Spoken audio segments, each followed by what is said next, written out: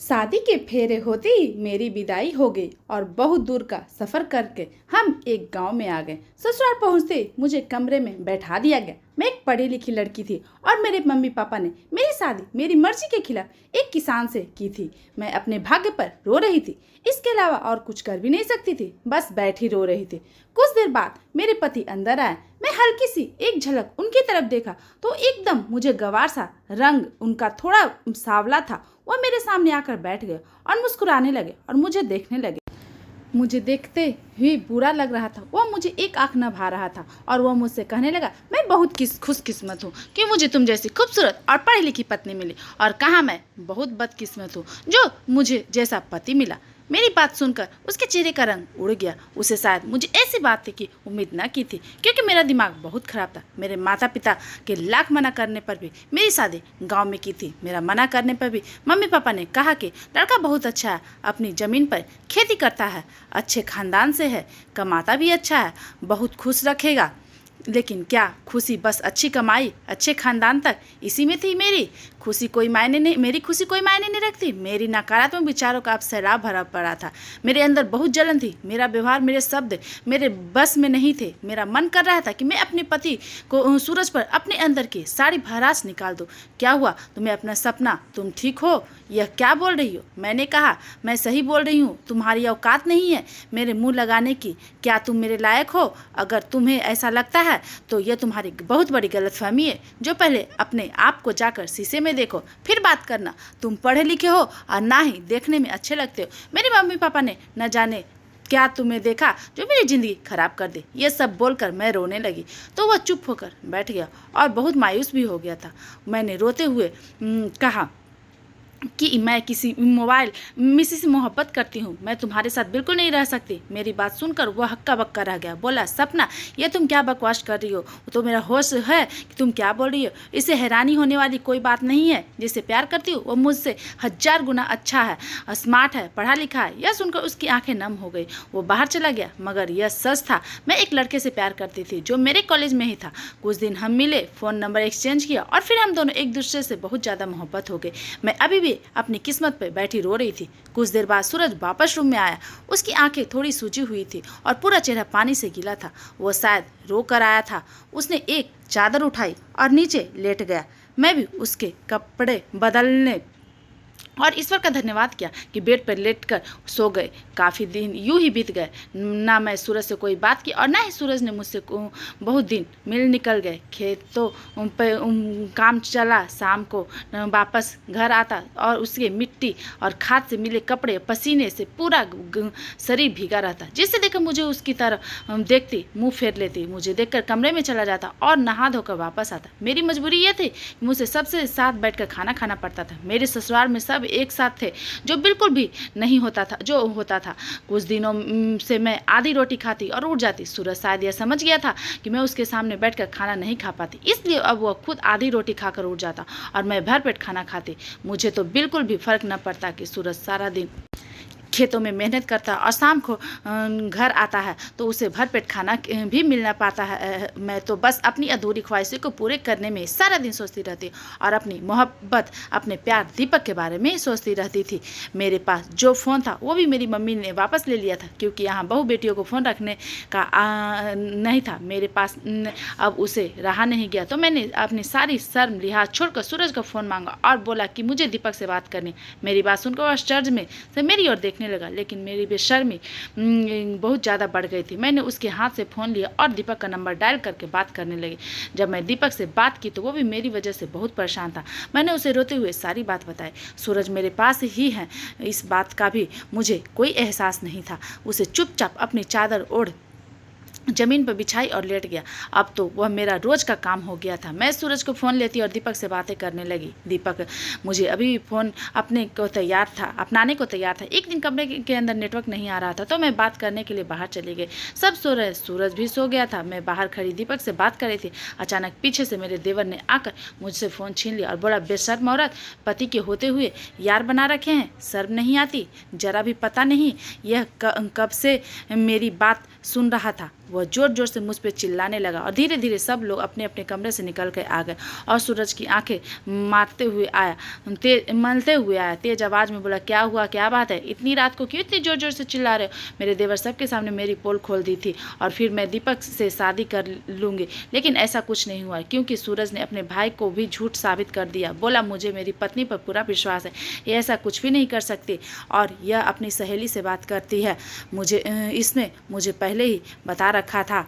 यह बोलकर उसने सारी बातें ख़त्म कर दी और सब अपने कमरे में चले गए। मैं सूरज अपने कमरे में आ गए और मैं कमरे में आते ही उसने क्योंकि इस अब ज़्यादा गुस्सा आ रहा था, मैं बोलने लगी कि अच्छा खासा मेरा रास्ता साफ हो रहा था, अब तुम जानते हो कि मैं किससे बात करती हूँ और आज सबको पता भी लग गया था, तो तुम इस घर से निकाल सकते थे, फिर मम्मी पापा को मजबूरन होकर मेरी शादी दीपक से करनी पड़ती, लेकिन तुमने सब बकवास में मेरे सारे रास्ते बंद कर दिए। तुम मुझे छोड़ क्यों नहीं देते?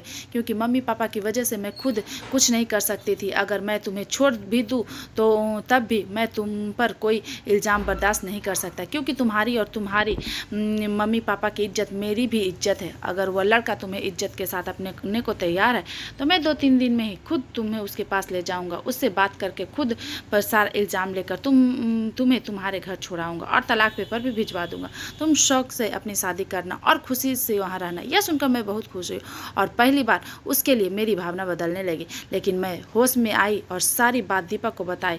वह भी बहुत खुश हुआ और बोला, तुम शहर आ जाओ, अब अपने पति को तलाक ले लो, पहले हम कोर्ट मैरिज करेंगे, उसके बाद मम्मी पापा के यहाँ अपनाने के लिए मजबूर हो जाएंगे। मैंने हाँ बोल दिया और 2-3 दिन बाद सूरज के साथ दीपक के बताए एड्रेस पर शहर पहुँचेगी और सूरज को बोली, अब तुम आओ, मुझे तलाक का पेपर भिजवा देना, मेरा और तुम्हारा आपसे कोई रिश्ता नहीं है, मैं दीपक से शादी करूँगी। और बोला 1-2 दिन में इसी एड्रेस पे तलाक का पेपर भिजवा दूंगा और वहाँ से चला गया। मैं दीपक के घर का दरवाज़ा खटखटाया तो दरवाज़ा दीपक ने ही खोला। मुझे देखकर वह खुश हो गया था। मैं घर के अंदर गई और घर के अलावा दीपक के अलावा और कोई भी नहीं था, जबकि उसने मुझे बोला था कि मैं घर में सबको बता दिया है। तुम्हारे घर वाले कहाँ हैं? उसने बोला, आओ कमरे के अंदर आके बैठो, बात करते हैं।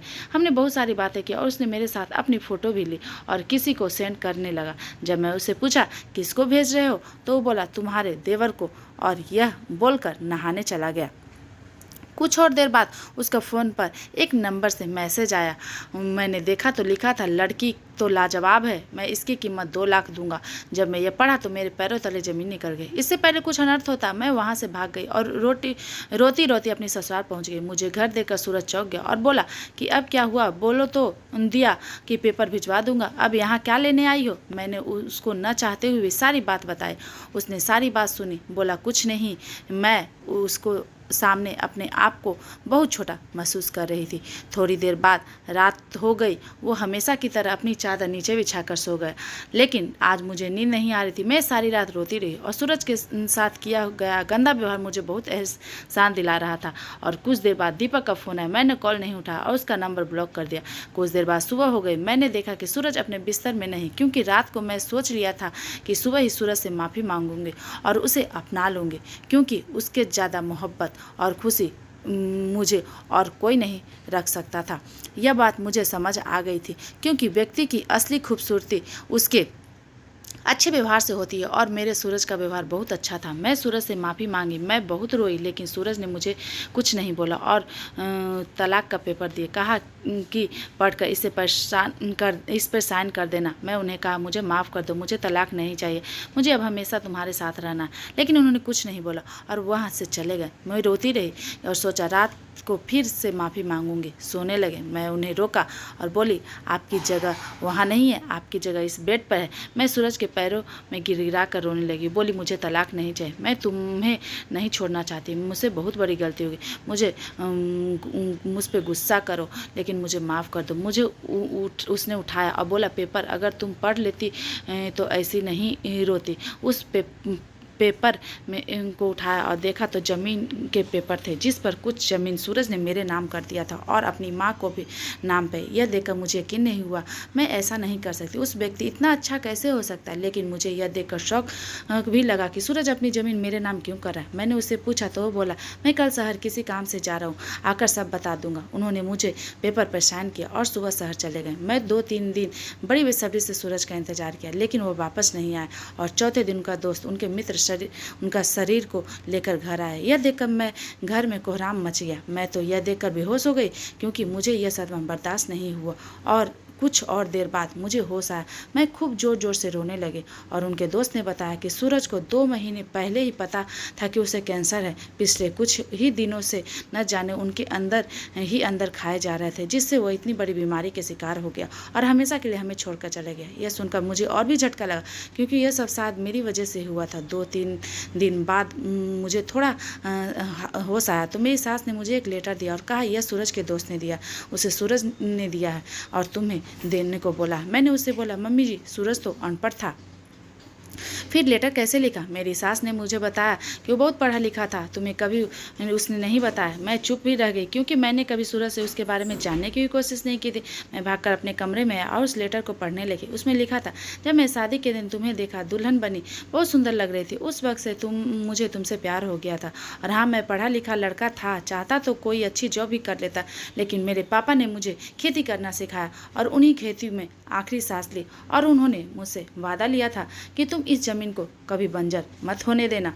और जिस वजह से मैं खेती करता, लेकिन जब शादी की रात मुझे तुम बोला कि तुम किसी और से मोहब्बत करती हो, मैं पूरी तरह टूट गया। मैं कभी आंसू नहीं बहाया, लेकिन जब तुम अपने प्रेमी से बातें करती ऐसे जी तुम्हारा पति होने के कारण पूरा अधिकार मेरा था, मुझे बर्दाश्त नहीं होता था, मेरा दिल टूट जाता था, मैं खूब आंसू रोता था और इसलिए शायद मुझे ये बीमारी हो गई। और जब मुझे पता लगा तो मैं अपने हिस्से की कुछ ज़मीन तुम्हारे नाम पे करती ताकि मेरे बाद तुम्हें कोई कठिनाई न हो। और हाँ, तुम आज़ाद हो, तुम जिसे चाहो शादी कर सकती हो। यह पढ़कर मैं बहुत ज़्यादा रोई। मुझे बहुत बड़ी गलती हुई। मैंने इतने अच्छे पति को खो दिया और आज मेरी उम्र 40 की हो गई और आज भी मैं सूरज की विधवा बनकर जी रही हूँ और उससे ज़्यादा मोहब्बत करती हूँ। मुझे आज भी ऐसा लगता है कि उसे गए अभी कुछ ही दिन हुए मैं और अभी मैं उसका लेटर पढ़ कर रखा है, लेकिन मैं अपनी गलती के लिए आज भी रोती हूँ। इसलिए सभी भाई बहनों से मेरी आग्रह है कि किसी बेहतर के खातिर बेहतरीन को मत खोना, क्योंकि शायद पूरी ज़िंदगी रोने के अलावा आपके पास कुछ ही हासिल नहीं हो। दोस्तों, ये कहानी आपको कैसी लगी कमेंट बॉक्स में ज़रूर बताएं। पसंद आई हो तो प्लीज़ वीडियो को लाइक करना, शेयर करना। ऐसे ही कहानियों के लिए हमारे चैनल को सब्सक्राइब करना। कहानी को आगे सुनने के लिए आप लोग को बहुत बहुत धन्यवाद। मिलते हैं नई कहानी में।